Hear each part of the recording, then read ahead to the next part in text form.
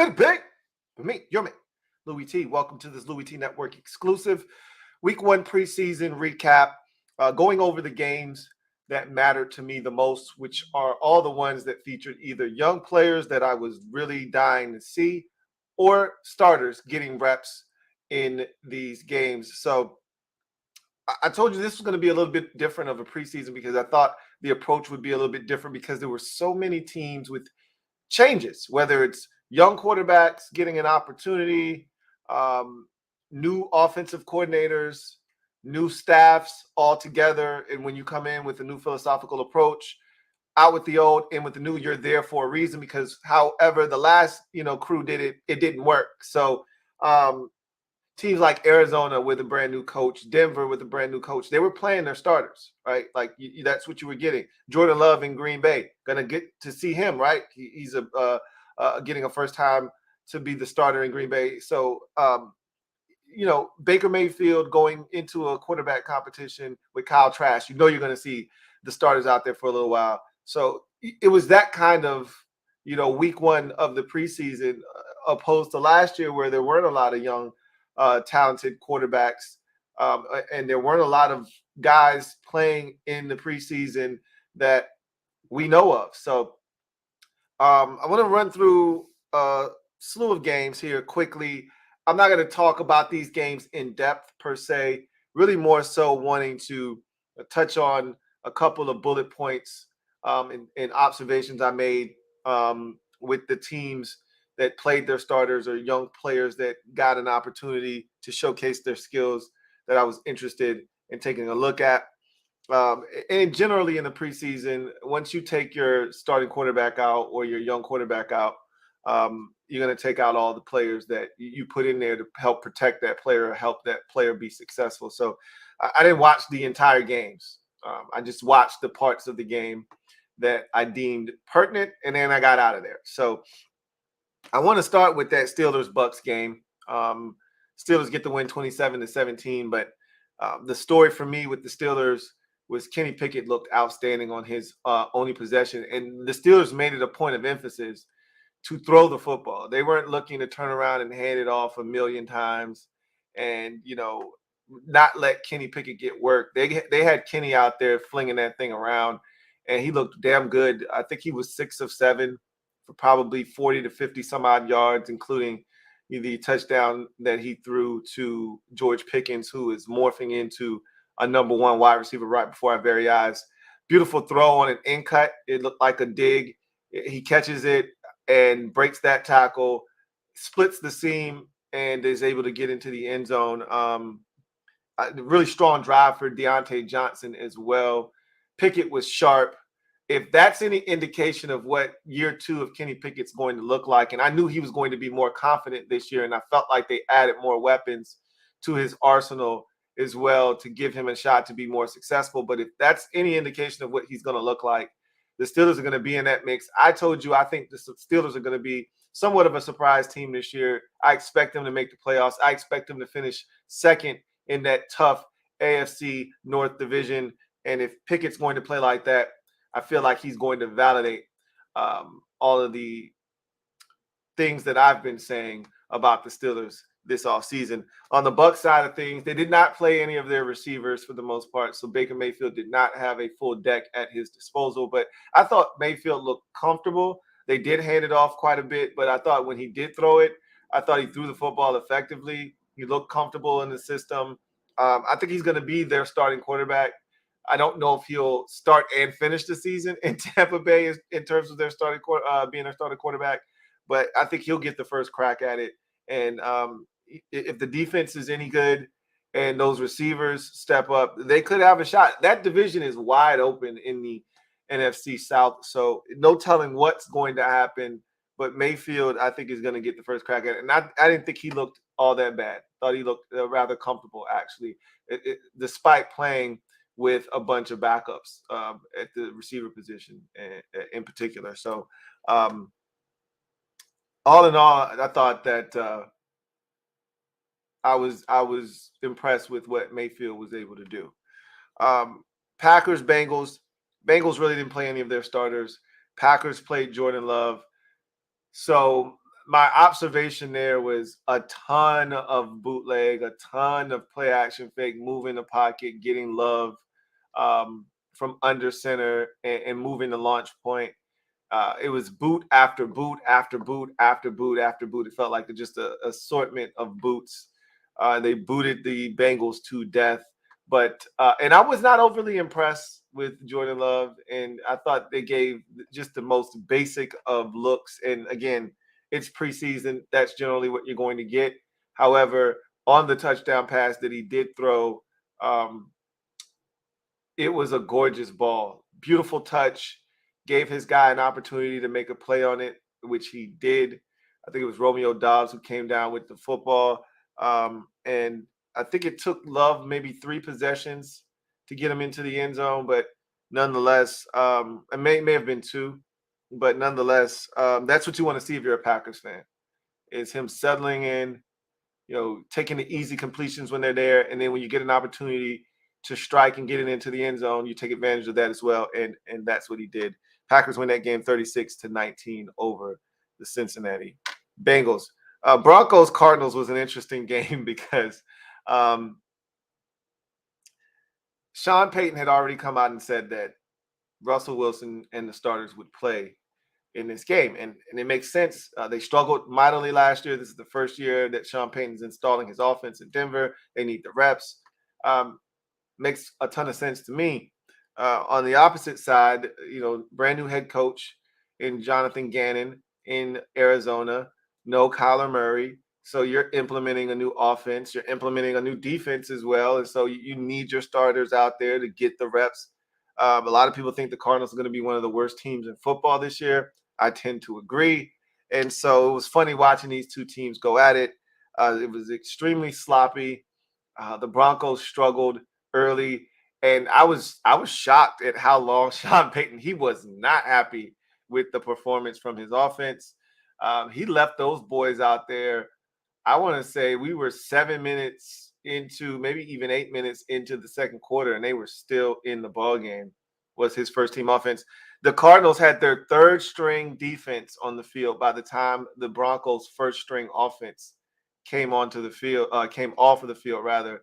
So it goes to show you just how displeased Sean Payton was with the performance that he left them out there. I think they might have got on the field for 4 possessions. It was not a pretty performance, but I thought Russell Wilson didn't look too bad, honestly. I didn't think his supporting cast did him any favors. Jerry Jeudy had a big drop, then he came back and then caught a touchdown pass. And that was on a 4th down where the Cardinals came with pressure and made it kind of easy on a slant. He just caught it and ran in. But they should have kicked the field goal. But Peyton was like, F the field goal. They have a new kicker.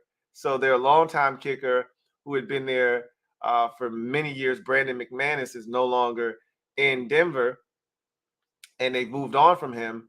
And so they have this kicker, Elliott Fry, there, and he was horrible. He missed 2 kicks. And Peyton was like, to hell with Elliott Fry. We're going for it on 4th down. And they go for it on 4th down. And Jerry Jeudy, who had dropped the 3rd down pass, which would have given them a 1st down, catches the 4th down pass and runs it in for a touchdown. And that was the day for the Broncos offensively. They did not look as sharp as Sean Payton wanted them to. So they're still working out kinks there. Meanwhile, the Cardinals, they didn't look sharp, and they had field goal kicking issues of their own. They missed a kick as well. It felt like a comedy of errors, but I don't want to use that to describe this game because I'm going to save that for the next game that we're going to talk about, because that was truly a comedy of errors. But all in all, a ton of wrinkles still left to be ironed out with the Broncos and the offense that they're installing. But I thought Russell Wilson looked better. But I can tell you this, the Broncos offensive line did not look all that great. And that was one of the things that they invested in over the offseason. And I didn't think they had done a good enough job of protecting Russell Wilson in that game in particular. So they still got a lot to clean up with the Denver Broncos. Titans at Bears. This was a really intriguing game because you knew you were going to see Justin Fields on the Bears side of things. And with the Titans, they were rotating quarterbacks pretty much the entire game, specifically in the first half. You saw a lot of both Malik Willis and Will Levis in that game. So this was one that I was really anticipating. And you know what was crazy? The anticipation for me built to this ridiculous level because I saw Justin Fields' numbers from the game, and I'm like, whoa, 3 of 3, like 120 yards, 2 touchdowns. I'm like, yikes! He only threw 3 passes, and 2 of them were touchdowns, and he threw for over 100 yards. Justin Fields was killing them, so I'm like, oh my god, I gotta see this. The disappointment that I had watching his 3 passing attempts and thinking to myself, are you kidding me? Are you effing kidding me? So I got all excited about Fields. I'm thinking he's throwing some deep balls or he's threading the needle and making some incredible throws. A wide receiver screen, a busted play that he dumps off to the back. And the Titans just defensively were just awful. That's what it boiled down to. It's just awful. And so his 2 touchdowns, first of all, the wide receiver screen to DJ Moore wasn't even a good throw. Like Moore had to go back and get it, regather himself. And you know what? That ultimately probably set those blocks up for him. Had he caught it cleanly and got up the field, he probably doesn't score. So maybe the fact that throw wasn't, as on point and accurate as it could have been, might have helped set up the blocks and ultimately spring him for the 60 whatever yard touchdown he ended up scoring. His first touch as a Chicago Bear, I may add. So that was actually really like jarring. Like, really? Like, that's your first touch? And so the Bears fans were probably loving that. Fields comes back on the field, again, it's a drop back, rolls out to his left after a little bit of pressure, finds the running back, Khalil Herbert, and he kind of just does the rest. Like I said, the Titans defense, I don't know what the hell they had going on, but they were just giving up easy, big plays. And that was Fields' day. 3 passing attempts. The first was a play action fake boot to the flats, and then the other 2 were just one was a screen and one was like a simple busted play in provision, find the back late, and the back did the rest. So can't knock the hustle. He was done after that. As far as the Titans are concerned, impressive opening drive from Malik Willis. Not so impressive moving forward after that. Had a bad interception that he threw.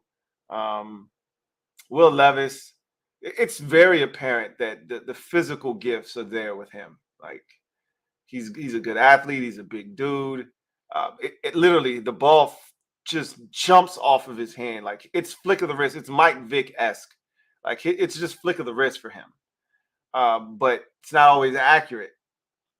So he had a bad pick. In the second quarter, the 2 teams combined for 6 turnovers. They were just sharing the ball with each other. No, you take it. No, you take it. No, you take it. No, you take it. No, seriously. You're too kind. You take it. He's like, okay, I'm not doing this with you. You take it. So they were just giving the ball back to each other. I'm like, does anybody want to score with these turnovers? This great field position that you're getting? No, you just want to give it back? Fine. Okay. Just asking. So it was bad, but on his interception, I thought that I think he threw it to the tight end. Yeah, it was high, but I thought the tight end could catch that ball. I don't think that it had to be intercepted, but nonetheless, and he threw another one late to seal the deal for the Bears. It was a rough go of it for Will Levis, but you see the physical talents, you see the physical gifts. That's what I took away from that is he can do it, but will he do it is the question. But he's fully capable. As for Malik Willis, he's above Will Levis. You can tell that the experience, him being in the league last year, it's serving him well. He's growing, but he's still got some growth left. Lots of room for growth. But he looked a lot better than he did at any point last year. That's, to me, abundantly clear. Last year, he was looking to take off every opportunity that he got. He hung in there to throw the football. Their offensive line, I thought, did some really good things in the run game, not so much in pass protection. I thought those quarterbacks were constantly under duress. And another thing, they just don't have a lot of targets. Like, and you didn't get any DeAndre Hopkins, obviously. I don't think you got any of the starting receivers for that matter. So that didn't help the young quarterbacks. You didn't get Ryan Tannehill, so they didn't put the starters out there per se. But the Titans don't have depth at receiver anyhow. So it makes it tough because your guys aren't getting open. It's just the fact of the matter. But anyway, I digress. Bears win that game 23-17. Colts at Bears. The main attraction here was Anthony Richardson. And the Indianapolis Colts actually named him their starter for week 1. So he has won that quarterback competition between he and Gardner Minshew. I'll elaborate on that on the podcast at some point today. But it was a mixed bag for Anthony Richardson. Also, what was featured in this game was Damar Hamlin getting back on the field for the first time since his cardiac arrest in Week 16 against the Cincinnati Bengals last year. So it was so good to see him back out there. And it's just crazy to think about where we were just a mere 7 months ago or so. The fact that he's on a football field now and doing the thing, you're talking about probably more like 9 months or so ago. But the fact that he's back on the field doing the thing that he loves, it's just insane. It's mind-boggling.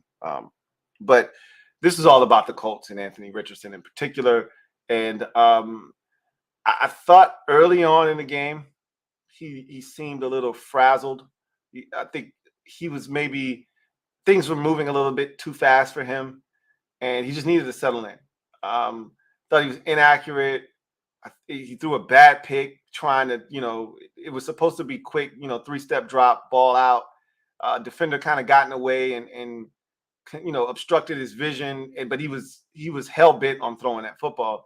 So he tries to throw it sidearm and it just sails on him and it goes right to the defender that's behind his intended receiver, who was guarding a whole nother receiver. So it was just a terrible throw, really a bad decision. That once that the initial throw is not there because of a defender, you turn that down, use your wheels, throw it away. Don't do that, right? It missed a couple of other throws that were easy throws. I felt like he was just moving too quick. His mind was sped up and he just needed to settle down. And I thought he did eventually settle in and make some solid throws, one over the middle of the football field. And then he throws a dime to Alec Pierce on a corner route that should have been a touchdown. I mean, he couldn't have walked it up to him any better. Now, it was also really good coverage by Saran Neal, the Bills safety, but that didn't, to me, impact the play in terms of him catching it. I just think the ground, he didn't survive the catch going to the ground. But Anthony Richardson couldn't have walked up and handed that ball to Alec Pierce any better. And that had to be every bit of, 40, 45 yards in the air. And he dropped it just on a beautiful, beautiful job, lob job, like kind of just feathery, soft touch out of the sky. And he didn't catch it. So there was some good, some bad with him. There was an ugly in there with that bad interception. But all in all, I think they saw enough and then you saw some of the wheels.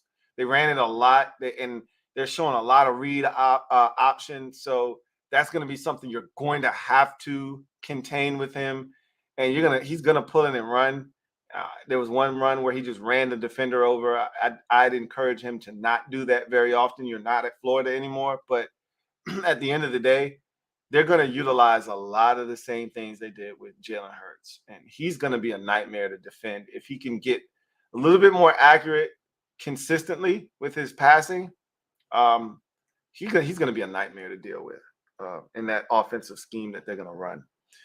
Bills win the game 23-19, however. Jets at Panthers. This was all about Bryce Young and his debut.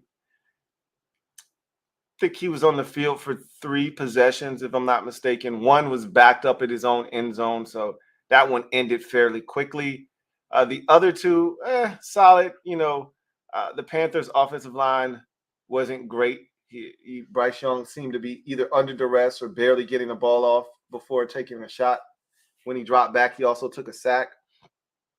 So the Jets up front were really aggressive and winning at the line of scrimmage. But Bryce looked comfortable. He looked like the game wasn't too fast for him. You know, it's just a matter of just getting comfortable, getting guys to win. I still think they got a lot of work to do surrounding him with talent.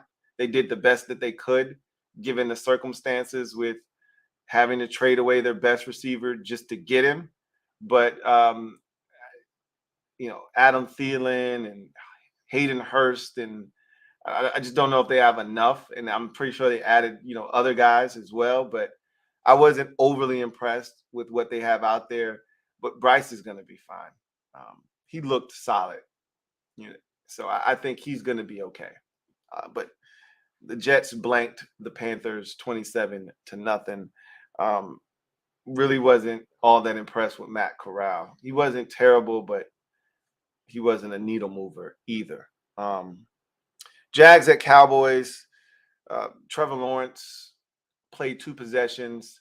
The first one, his very first throw, as a matter of fact, he rolled out to his left and he threw an interception down the field, trying to fit it in to a receiver. It was actually 2 receivers in the same vicinity, but Trevor just didn't get enough on the throw.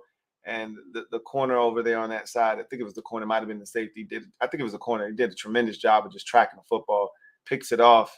You're like, that's not the start you want. But they got the football back, and Trevor took them right down the field, capped it off with the touchdown pass to Christian Kirk. And then they went for 2, and Trevor Lawrence dropped that one in the back of the end zone, just like he had done the play before to Christian Kirk for the touchdown. He dropped in the back of the end zone to Zay Jones, and just like that, it was 8-0. So, after the rough start, the first throw, Trevor Lawrence looked like Trevor Lawrence from last year. So that's a welcome sign. And then one of the best plays you're probably going to see in the preseason was turned in by O'Rourke, the backup, one of the, I think it was the 3rd string quarterback for the Jaguars. Ridiculous play. It's all over social media. If you haven't watched it, do yourself a favor, check it out. Jags get the win 28-23. Chiefs at Saints was a Sunday game. Same with the 49ers at the Raiders. I was actually pleasantly surprised. Both teams played their starters. I think Andy Reid has been known to give Mahomes and company a possession in the first preseason game anyway. So I don't think that's an anomaly. He likes to get those guys a little bit of work. Not a ton. They don't need a whole hell of a lot. But just get them out there, get them, acclimated to contact and live bullets. And I think that's the right thing to do, to be honest with you. Again, the only way you can get better at football is to play football. These teams that, take these joint practices and keep their players out of the preseason, it is what it is. It's to each its own.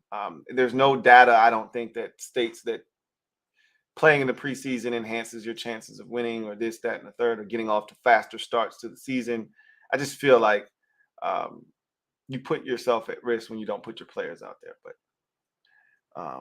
you could look at it from the other end of the spectrum and say, if you put them out there and they get hurt, you're putting them at risk. Anyway, the Chiefs were out there. They had 1 possession, and they got stopped. On 4th down, they went for it. They didn't get it, and that was Mahomes' night. So it ended abruptly. For the Saints, it couldn't have gone any better. I mean, it was like it was scripted perfectly. They won the toss. They received, and their new quarterback, Derek Carr, looked to be in rhythm and very comfortable. He climbed the pocket well. He was very accurate with the football, very decisive. They marched it right down the field. I've been talking about their tight end, the Jawan Johnson, for the last 2 years. I think this is year 3 for him. He's a stud. He was huge on that opening possession. And Derek Carr was just in rhythm with his guys. And he threw a touchdown pass to, I think, Keith Kirkwood, if I'm not mistaken, back of the end zone. And just like that, I mean, Alvin Kamara got a couple touches. Michael Thomas had a catch. They got Chris Olave involved, and then they just capped it off. They got the tight end Juwan Johnson a couple of grabs. It was a beautiful drive, capped off with a touchdown pass, and Derek Carr was hyped as he should be.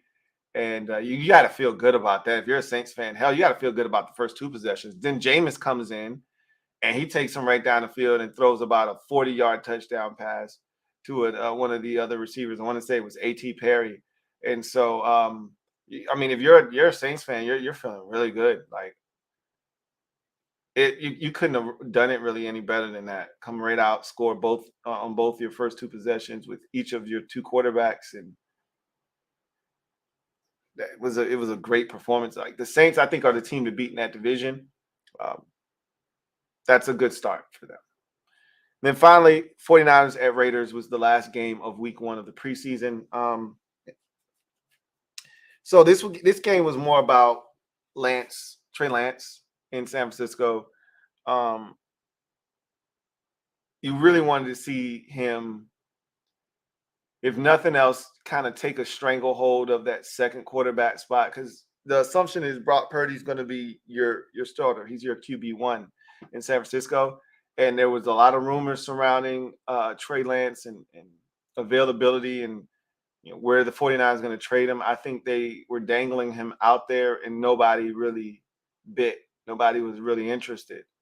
So they held on to him. But I think them signing Sam Darnold kind of speaks to the fact that they weren't really all that enthused by Trey Lance and they were looking to move him. That said, they're trying to up his value. Like Sam Darnold is their backup quarterback. They're trying to get him into a position where someone will be enticed enough to bite and to give them, say, a 3rd-round pick. But it ain't happening, man. Trey Lance was awful in this game. He missed a bunch of throws. He was highly inaccurate. He made poor decision after poor decision. He should have been picked off 2 or 3 times in this game. Sam Darnold should have been picked off as well. He had an interception dropped, essentially. Neither one of the quarterbacks were all that impressive. But Lance got away with a bonehead decision in the end zone. Should have been picked off. Went literally off of the Raiders defender's hands or arm and into the arms of Ross Dwelly, one of the backup tight ends who ended up making the grab. And he got credited with a touchdown. That should have been an interception. So it was a rough go of it for Trey Lance. And Kyle Shanahan was visibly, not happy with how Trey Lance was playing. And really, it's probably less about, the passes themselves, but it was just the decision making. Like, what are you thinking? Like, did you not see that guy right there? Like, it's that kind of thing that makes you say to yourself, I don't know if this kid gets it or not. And I'm like, you got wheels. Why aren't you using them? Like, if you don't like what you see, turn it down and run. That's what part of the reason they drafted you, your athleticism. But he was trying to prove he could throw it, and it was not a good day for him. Neither was it really for Sam. Sam wasn't as bad as Trey Lance, but nonetheless, Aiden O'Connell stepped up for the Raiders. He was really good. They probably are pleased with what they saw from him, the rookie quarterback out of Purdue. But all in all, 49ers, they better pray Brock Purdy stays healthy. That's all I really got to say to him. If he gets hurt, their season is done, finished, finito. There is no Brock Purdy on the bench for you this time around. He's in the game, and there's no Jimmy Garoppolo to save you like there was last year. You better hope that Brock Purdy stays healthy, because if he doesn't, that's a really talented 49ers team, but they ain't going nowhere with either one of those other 2 quarterbacks as it stands right now. Obviously, that's subject to change, but it doesn't look good for either of those backups right now. So that's week 1 in a nutshell. I mean, honestly, I could throw this in, but if you watch my channel, there's plenty of this, so I didn't want to bore you with it. But Commanders and Browns did battle on Friday, 17-15 final. Commanders get the win. That game was both teams played their starters at the very beginning. Browns kept some of their guys out, but Deshaun Watson was in the game, and that's really all that mattered. Sam Howell on the other side. Sam Howell looked good. 9 of 12 for 77 yards and about a 26-yard touchdown strike to Jahan Dotson. Took them 3 possessions, and they also gave up a safety with a holding penalty in the end zone. So it wasn't all clean and all good and gravy for Washington's offense. But Sam Howell, I thought, really looked good and showed well. And that's really what you're looking for if you were a Commanders fan. Meanwhile, if you're a Browns fan, you had to be somewhat impressed with Deshaun Watson. He didn't throw it a bunch, right? So it's not like he was out there slinging that thing around, but he was showing his mobility. He looked like the Deshaun Watson from Houston in terms of his ability to escape the pocket, extend plays. And so if he can get back to being that guy, which is what they traded, for, he could be problematic. They got all the way down to the 1 yard line or so, or maybe the 2, before they got stopped on consecutive plays, 3rd and goal, and then 4th and goal, they went for it and did not get in. So it was a really good opening drive. They just didn't get any points on it. And Dorian Thompson-Robinson continues to shine in this preseason. I'd venture to say, obviously, you can't say it's not fair, I should say, because he's played more. He's had 2 preseason games because the Browns played in the Hall of Fame game along with the Jets. However, those 2 performances to this point have been outstanding, and he just continues to play really well. And if there was such thing as an MVP of the preseason, he'd be heading towards it right now. But we'll see what happens with him and what the Browns decide to do. They got 4 quarterbacks on the roster right now. Are they going to keep a third? Because obviously Deshaun Watson's your starter. Are you comfortable enough with DTR and what he's done this preseason to cut Joshua Dobbs? Or is Dobbs your primary backup and you're fine with keeping 3 quarterbacks because you can't cut DTR? You won't get him back, and they know that. So the question is, do you cut Joshua Dobbs and hope no one touches him and you just hold him on your practice squad? Or do you just keep 3 quarterbacks? They're probably just going to keep 3 quarterbacks. That's my guess. The DTR's playing too well, though. And they also have Kellen Mond. He's not even close. Not even close. The most disappointing thing that I think I saw all weekend was the fact that the Falcons and Arthur Smith just decided not to play Desmond Ridder for whatever reason. I don't give a shit if you got joint practices. You know who else joint practiced last week and still played their starters? The Packers against the Bengals. They had joint practices, and Jordan Love still went out there and played, 2 or 3 possessions. So I find it hard to believe that Desmond Ridder is that prepared, has that much experience in Arthur Smith's system for him to not play in the first preseason game. But again, to each its own. I don't know if he had something going on there or if they just decided, hey, no first preseason game, but we're going to play you in the second one. But I thought he needed all the reps he could get. But again, maybe I'm wrong about that situation. So I digress. Let's get to the comment section. See what you guys have to say. If you're out there and you want your comment read, use the hashtag LouieTLive to have your comment read on the air. If it is pertinent, we will get to it because I have a little bit of time right now. But if you want to ensure that your comment is read, Super Chats are the way to do so. We will start with the Super Chats, and then we'll get to any hashtag comments that may be out there. So Trevor Patch, thank you for the Super Chat. Greatly appreciate you. Trevor Patch, thank you for being a member of the MOBB, writes, I saw those same Justin Field numbers and had the same reaction. Then I remembered he was an Ohio State quarterback. Louie got caught by hashtag banana in the tailpipe. I definitely got the banana in the tailpipe. I was hyped. I saw those numbers. I was like, oh, shit, Justin Fields about to be out here slinging this bitch. I'm like, hey, everybody talking about Justin Fields cooking this year. They got him all these weapons. I'm like, man, that's a hell of a start. I can't wait to watch. And then I sit down. And the first play, I said, okay, first play, little boot action, get him a little easy completion. All right, Justin, I see you. and then they hand it off like 2 or 3 times in a row, and the anticipation is building. I'm like, oh shit, he about to air this bitch out, man. Is it gonna be, more on the first time he airs it up 40, 50 yards down the field? What is this? Wide receiver screen? Are you kidding me? Okay, look, that's not his fault that the Titans just decided not to play defense on that play. But then the little dump down in the flats on a broken play to the running back, and it just pops for like 50 some odd. Like, really? What the hell are y'all doing, Tennessee? This is bullshit. Yeah, I wasn't impressed. But look, you get all the explosives you can, you love it, but I walked away from that unsatisfied, even though the numbers were through the roof. I walked away from that game unsatisfied. Like, I got nothing from that, in terms of Justin Fields. I don't know if he got any better off of that, but it is what it is. I definitely got the banana. I fell for the banana in the tailpipe without question.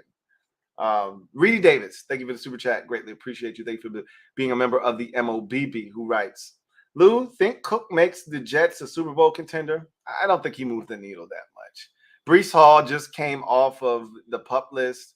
I was cool with their running back situation with Michael Carter and Breece Hall. I was cool with. Now, here's the thing. What Cook does is he gives them a legitimate 3-back rotation, because the other guy that they had, number 27, I don't think they loved him. I think they like him. They don't love him, clearly. But Michael Carter and Breece Hall, are you kidding me? And I don't know when Breece will be actually ready to come back and take a full workload. So he might just be taken off the PUP list, but they're going to bring him back slowly. And so Dalvin Cook is still going to be a guy that gets the bulk of the touches, but it's a hell of a backfield. If Breece Hall is healthy with Michael Carter and now adding Dalvin Cook, it's a hell of a backfield. But I feel like it's overkill. But they didn't spend a ton of money to do it. So, that's where the running back market is. So I don't mind it, but I felt good about their offense before that, before the addition of Dalvin Cook. I mean, this makes me feel a little bit more better about it, but not enough to say they're Super Bowl contenders. They were Super Bowl contenders before this, because I think they're going to be really good. I really, truly do. So Cook enhances, that. But if the Vegas odds for the Jets to win the Super Bowl were 12-1, I don't know if it moved with this signing. Whereas if Aaron Rodgers, when he signed with the Jets, or when that trade was consummated, they probably were like 22-1 odds to win the Super Bowl, and then it probably went to like 13, 12, 14 or 13-1. Like, that's the kind of impact Aaron Rodgers has. Not the case with Dalvin Cook. So they were already Super Bowl contenders before this move was made. So yes, it enhances their chances, but I don't know if it's that much more greater because of his presence there.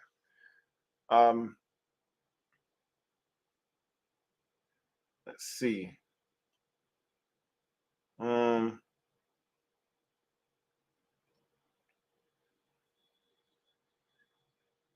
going to read some of these comments. Brain Cells on Fire says, there was a lot of talk about these rookie quarterbacks already being better than Pickett during draft season. He caught a lot of strays. Pickett ain't looked like that in his preseason debut. Of the group last year, and we knew it was not a good group last year, Pickett was, the best of that group. And then I thought that Sam Howell was probably the second best quarterback of that group. There may have been, I liked Matt Corral a lot coming out. I think I had Corral probably second, and then I think I had Sam Howell third when it came to those quarterbacks. I like Matt Corral a lot, but it just hasn't, it hasn't manifested itself in Carolina at all. But I thought he was really talented, and if he got in the right system and fit with a team that believed in him, maybe, just maybe he could be good, but it just doesn't seem like it's going to materialize for him in Carolina. clearly they figured that out. With no hesitation, they went up and got Bryce Young. So you know how they feel about Matt Corral. But Kenny Pickett is talented, but there are a lot of different things, small hands, paws. I don't even like he has to wear the gloves. You saw that. He was Teddy two gloving it in the game against Tampa. And it's not like it was cold outside. They were in, Tampa, Florida in August, and he had on two gloves. So that tells you that the hand thing is real with him, and that's fine. The arm strength, it's solid. He's a quality athlete, but none of his traits were through the roof, and I think that's why some people tried to dismiss him. But I liked some of the things I saw from him in his rookie season. I thought there were some times where I go, okay, Kenny's figuring it out, and there were other times where you go, he's got a long way to go. But that's the life of having a rookie starting for you. There's going to be ups, there's going to be downs, there's going to be, peaks and valleys. And I think he's going to be, better off because of that experience of playing in his rookie season. So he looks like he's ready to go. And a lot of these young guys are going to have to go through the growing pains of transitioning from college football to the NFL. And we'll see what happens.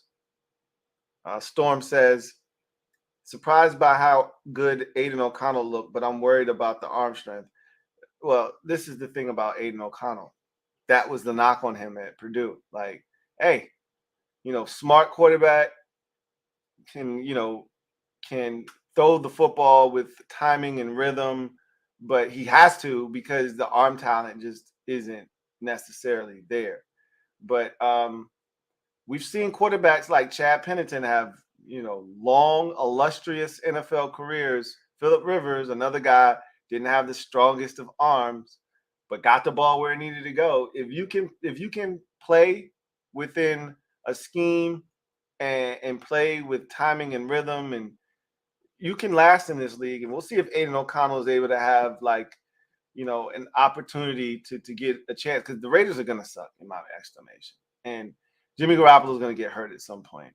And so there may come an opportunity where Aiden O'Connell gets in there and see what he does. That was impressive, but we'll see what happens.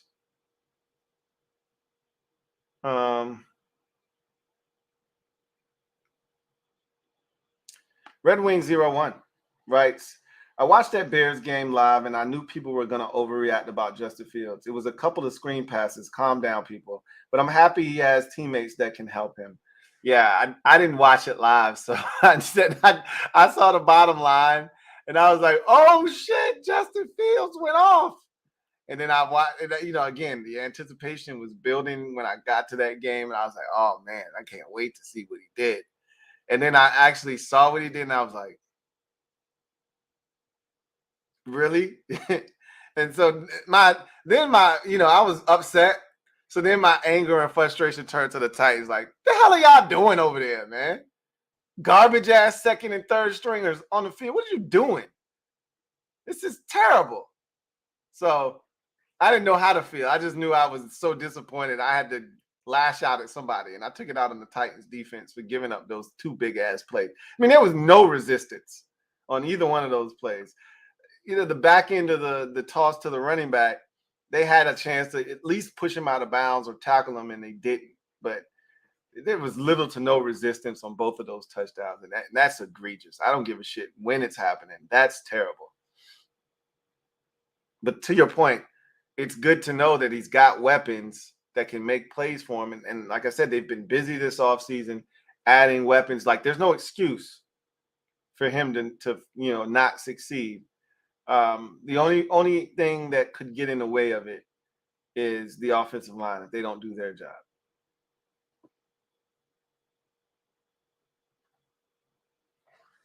Red Wings writes, going back to my comment last night, I don't know if Locke will ever be a good starter. I always thought he sucked, but just maybe Seattle can do for him what they did for Geno, something to watch. I'm rooting for him. I've always been a Drew Lock fan, but every time So last night, I want to look now because last night I had said to you when you brought him up, I said I bet you he threw an interception because you said he played well. So and then my response was, I bet you he threw an interception. He probably threw a touchdown pass, but I bet you he threw an interception too. So I'm gonna go and because I didn't watch that game at all, as you know, because neither one of those teams played any of their starters. Same with the Falcons and the Dolphins. So I didn't watch that game. Giants, Lions, same thing there. So um, let me see if I can get some stats. Nope, can't get them there. Get them on my mobile device and see what he did in the game.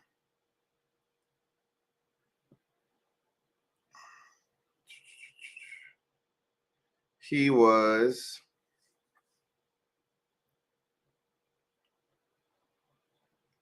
17 to 24, 191, 2 touchdowns and an interception. I knew he threw a pick. That's the problem with Drew Lock is it never is it 24 of 34 for 290, 3 touchdowns and no interceptions. It's always an interception in there. Always. There's always a boo-boo with him. And I don't know if he'll ever be able to kind of escape that. Like, I think there's always going to be like a mistake looming with him. And I think that's ultimately why he's going to like Geno cleaned up that issue. Remember, Geno used to be the same way, walking turnover. You knew he was going to F up at some point. But Geno sat behind a lot of dudes. And not to say that Drew has to do that same thing in order to get better, but I think when the more guys you sit behind and watch and see how they do it, the more prolific it makes you. You know, you're more cerebral. You think about the game different. You see it from a different lens. Your approach is different. I don't know if Drew's had enough of that experience, whereas Geno, you know, went from Hall of Famer to Hall of Famer to Hall of Famer, just kind of sitting behind and watching, whether it was Phillip Rivers, whether it was Eli Manning or Russell Wilson. He got a lot of experience behind guys who were doing it at a very high level. So you can't say that didn't impact him. Meanwhile, Drew Lock hasn't been behind anybody like that, not a single one. So I think that might be the difference, but we'll see. You said he played well. I take your word for it. See what he did too. Let's see.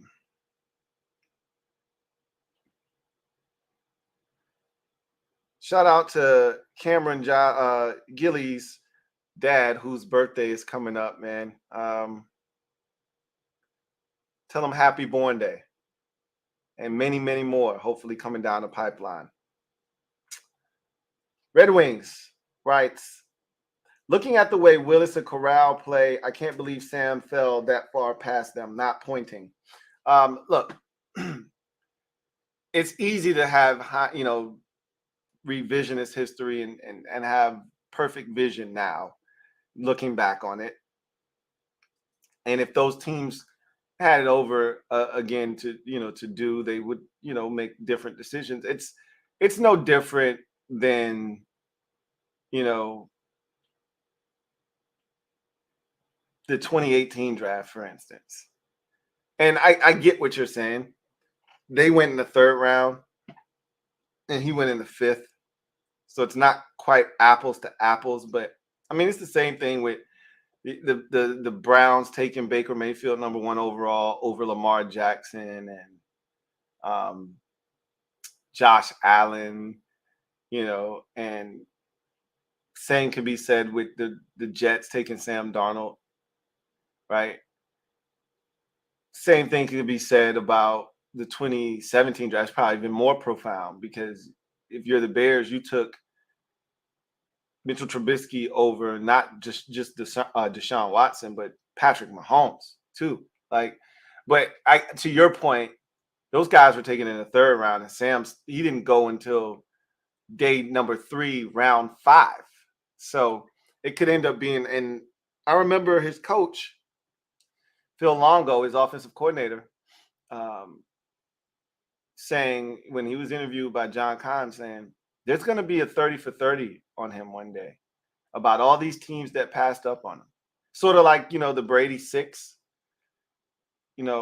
He's like, there's going to be a 30 for 30 one day on Sam Howell and how he ended up getting to the 5th round.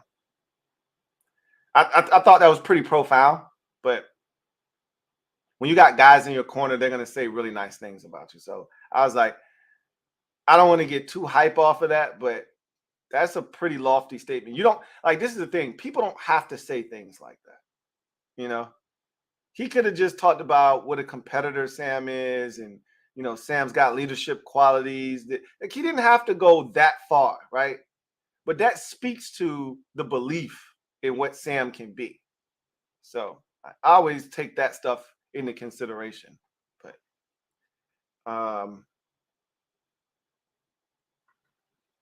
Soul Hughes, did Drew Lock fumble too? Is that what you're telling me? I'm not surprised if he did. John Perez writes, I have a list of teams who are going to suck and be picking top 5 and top 10. Cardinals, Raiders, Titans, Colts, Packers, and Patriots. I don't agree with that list, but I think you have some teams up there that are going to be in strong consideration for a top 5 or 10 pick. Cardinals, Raiders, Titans, I think, have a chance. I don't know if the Colts are going to be in there or not. They may be. But I think the Packers are going to be better than you think. And I think the Patriots, they play in a really tough division. I thought that they were going to be a little bit better, but having watched them in the preseason a little bit, and I get it, they didn't play their starters. There was no Mac Jones. But I'm like, where are you getting the points from, bro? We'll see. I'm going to hold off on my declarations on New England until I get to the AFC East. I have to make up my mind by then, but I don't know, man. I think the Patriots have a chance because defensively, Bill Belichick's going to put them in a position to at least have a chance, I would think. Red Wings writes, watching Corral and Willis play, I'm shocked that Sam fell that far after them. Pickett, I can understand. Even Ritter to a lesser degree, but everyone else, nope. Again, I'm guilty of thinking that Matt Corral could be solid. I watched him at Ole Miss a ton. I didn't love him at Ole Miss, but I was like, he's got some talent. And if put in the right system with the right coordinator who sees, a vision for him, he could thrive at the NFL level. But I was never a Willis fan. Never really saw it. Always never liked when guys run away from competition. But it's one thing if you, like Joe Burrow lost to Dwayne Haskins at Ohio State. All right, I'm not going to play. I'm going to move on. But he didn't run to Liberty. You know what I'm saying? He didn't go to Liberty University. Like, I don't even know what conference they play in now, right? They might have been an independent when he was there. And I think they've joined a conference since then, but like the Sun Belt or something like that. But you can't leave the SEC and go play in the Sun Belt, tear it up, and then want me to be excited about it.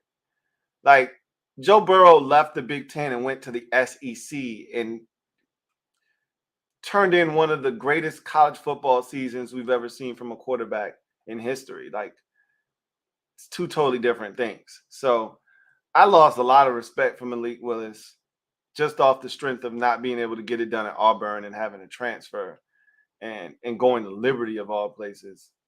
He got to the league. That's important, but I was never a big fan. But to your point, Pickett was supposed to be the first quarterback taken. I was not a big Desmond Ridder fan, but I understood the value in a Desmond Ridder. I've always said he's Ryan Tannehill, he's Alex Smith.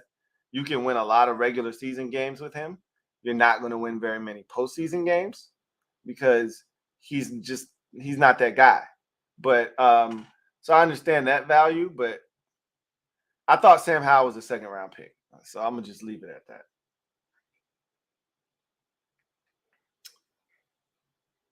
John Perez writes, oh, and Seahawks, not buying them or Geno after one good year. Do it again. That's kind of how I feel about that. Do it again.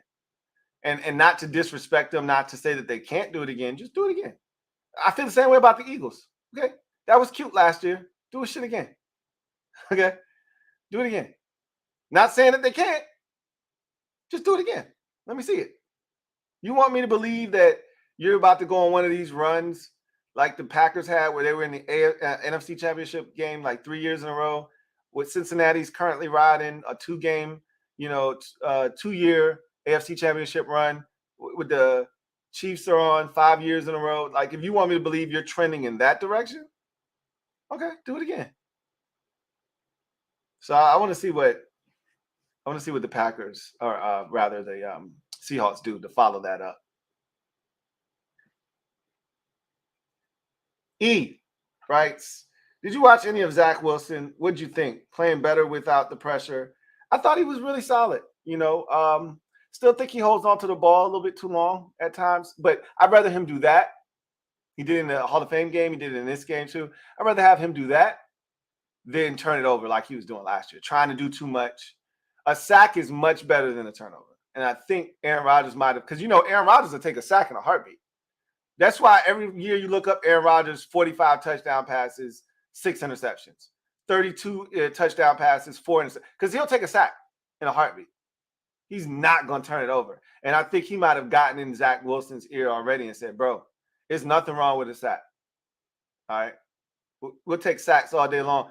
Do not turn it over. Your coach much rather have you come off the field on 4th and 18 because you got sacked on 3rd and 9 than having the defense come on the field, defending a short field, 27 yards of grass because you decided to throw an ill-advised ball up into the air because you were under pressure.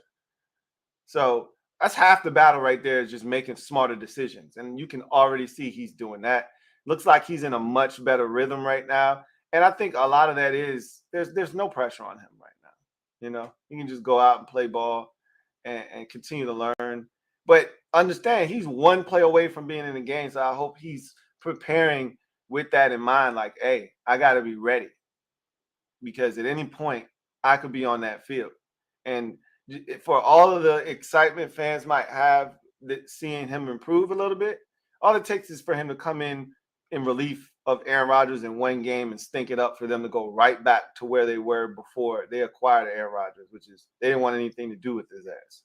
So he better be ready. Red Wings 01 writes, admittedly, I had Corral as my number 3 guy in that draft behind Pickett and Howe. I loved his release in the way he threw the ball. It was Rodgers-esque, but he hasn't adapted to the pros. Yeah, I was just like that. I think I had it reversed, though. I had Corral number 2 and I had Howe 3. But I'd same way. I thought he just flicked the football. I thought he had some solid athleticism. Wasn't the biggest guy in the world, but, that wasn't a deterrent for me. Played in the SEC, put up solid numbers. I always look at that Bama game that was a shootout where he held his own, and I was thinking, hey, this kid can do it, but he hasn't. And to your point, he hasn't adapted in the pros at all. Prince Charming writes, any updates on the Super Friends? I have a pseudo update, but I'm not going to give it to you because it's pseudo, and I can just wait for the real thing. You'll know something. Put it this way. You'll know something within the next 24 to 48 hours. How about that? You'll know exactly when it is, and I'll be promoting the hell out of it anyway. So stay tuned. Lynn Williams writes, what are your thoughts on my Bengals this year? If Joe Burrow's healthy, I think they run the North. That's what I think about the Bengals. Another strong draft class. Really impressed with what they did there. Getting Orlando Brown to shore up that left tackle position is a massive upgrade over Jonah Williams. I think you've put yourself in a position to be right back where you were the last 2 years. And all you got to do is have a healthy Joe Burrow. That's what it all. If 9 is right, I think you'll be just fine. That division's a lot better, though. But in saying that, you struggled with the division last year. You had a tough loss. Had no business losing in week 1 to Pittsburgh, but you did. Turned it over like 87,000 times. You had a tough loss early in the season to Baltimore on the road on a Sunday night. But after that, you were pretty much outstanding, And so you had your fit, and you lost to the Browns, on Halloween, I believe it was, on a Monday night on the road. So you struggled with the division. You split. I think you split with everyone last year. I can see that happening again this year. It's going to be tough. That division is definitely legitimate, top to bottom. But I just think you're the cream of the crop, and your defense is really good. You added, another guy on the defensive side of the football that's going to have a chance to come in and be impactful. You don't need his production, but it'd be nice to get something from him. And the kid from Clemson. So I just think you've done a lot of good things. I've been watching DJ Turner. He made a nice play in the preseason game the other night. I think you guys are right there again. If again, assuming health with Burrow, I think, and I've already broken down that division, and so if you're looking for what I think is going to happen in that division, I went through the schedule. I went through all your offseason acquisitions and losses, and I gave my predictions for that division. So go check out I want to say it was the last episode of the podcast that I did. Episode 354, I believe. It's not 54, 55. But if you're looking for the whole breakdown of that division, including your Bengals, it's there. John Perez writes, not buying into the Jordan Love hype in Green Bay. I think they're a 3 or 4 win team this season. That's way too low. You don't have to buy the hype. I'm not all in on Jordan Love either. I need to see it first. I wasn't overly impressed with what he did against Cincinnati. Like I said, it was boot left, boot right, boot, boot, boot, boot, boot. But he executed it, and I think he's got a ton of confidence. I know he's talented enough to do it. I wasn't sure about the level of talent around him. I'm still not. But I think that Jaden Reed guy from Michigan State is going to be a lot better than I gave him credit for. I actually chastised the Packers for the pick. Thought that was way too early for him when they took him in the second round. I might be wrong. We'll see. He's got some ability. He made a great catch in that game where he goes up, climbs the ladder, takes the ball away from a defender. He could be exactly what they need. If Christian Watson is healthy and he morphs into something. I don't trust Romeo Doubs, but if Watson can do what he did last year, especially when he was healthy in that stretch where he went off, and you couple that with Jaden Reed and he comes on the scene and does what he's capable of doing, and then you slide in a Romeo Doubs, all of a sudden, then that offense is not as bad. And they're still going to run it with Aaron Jones. They're still going to run it with A.J. Dillon, So, and they drafted the tight end, one of those, tight ends. So they have a chance to really, really put together a serious offense around Jordan Love. I don't think they're going to be as bad as you think. I don't know if it's going to be a playoff team or anything like that, but not 3 or 4 wins. That you're pretty much saying their season bottomed out. And I just don't see that happening. Kevin, the PRF, stand up. You know what it is. We in the building, mob, represent. Been a member for 15 months.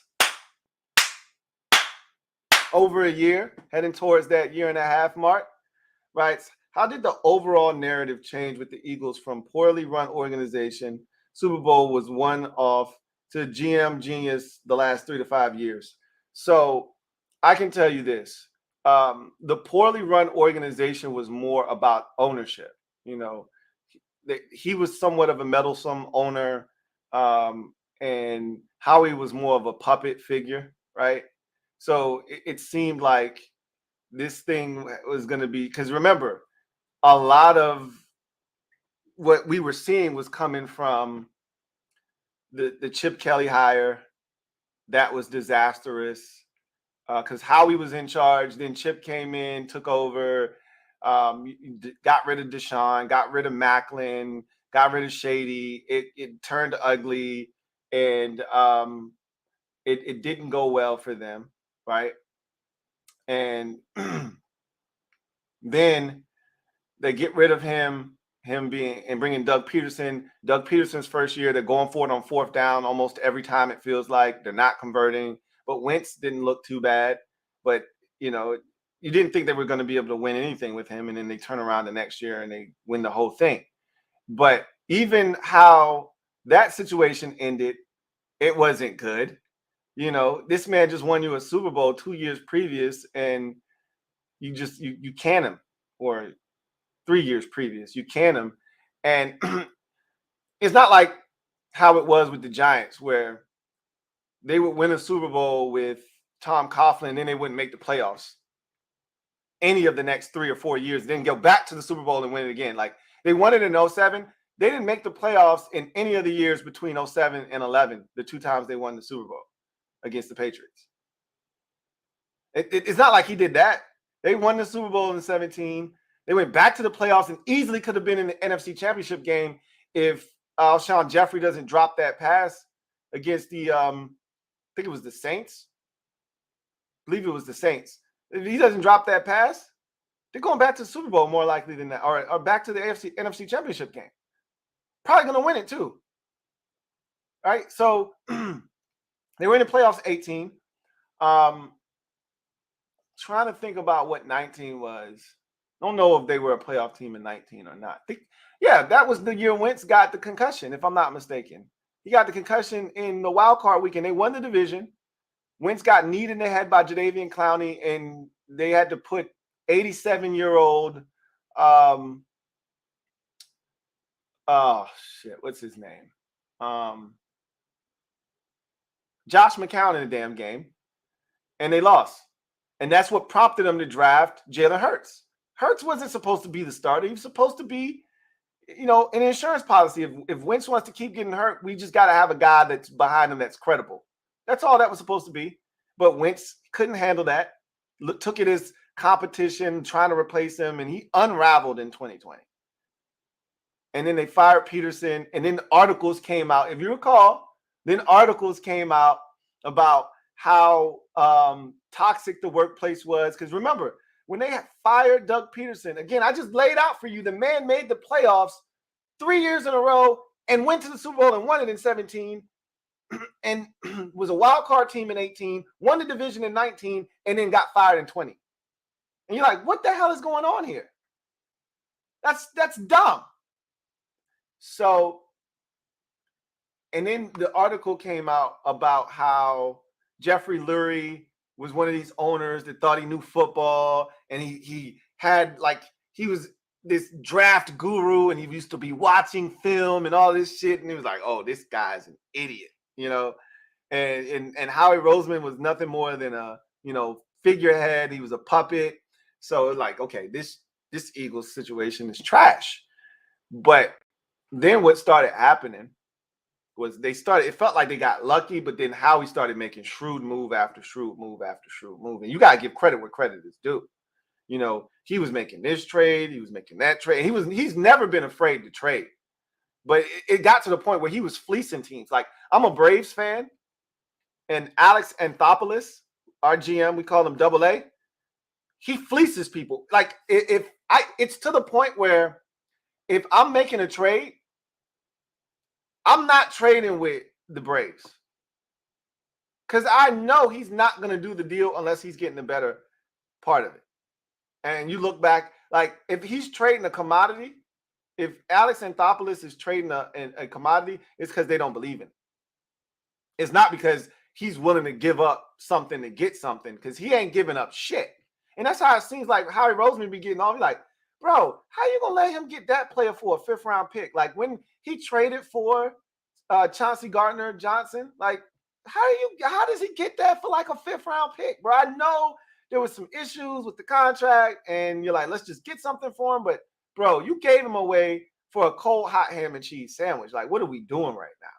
And then drafting Jordan Mailata in the 7th round and then developing him. Like, they were pressing all the right buttons, right? Trading for, like, one of the funniest things that I heard was they weren't looking to trade for A.J. Brown. They wanted your boy who is pretty much washed at this point, Allen Robinson. They wanted Allen Robinson from the Bears, and that situation fell through.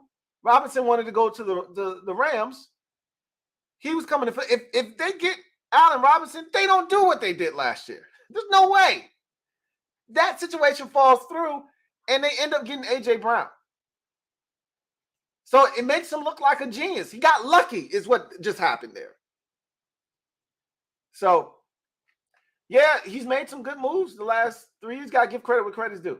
You know, a lot of people laughed when they hired your boy, Nick Sirianni. Remember the press conference? He's stuttering and stammering, can't get out of his own way. People were laughing and pointing. I'm like, guys, that don't mean anything. You know, guy may not be a great public speaker. He just might have been nervous. That doesn't take away from his ability to coach a football team. And clearly, he's been a really good coach for them. You know, so that was a great move that nobody saw coming. People were laughing. Jalen Hurts turned out to be an excellent move for them. And so many other moves that they've made, so many other trades that they've done have put them in the position that they're in now, where a lot of people view them as one of the best teams in football. And from a roster standpoint, can you argue? Trading for Darius Slay, getting James Bradbury opposite of him. Can you blame people for feeling that way? They've done a lot of good things.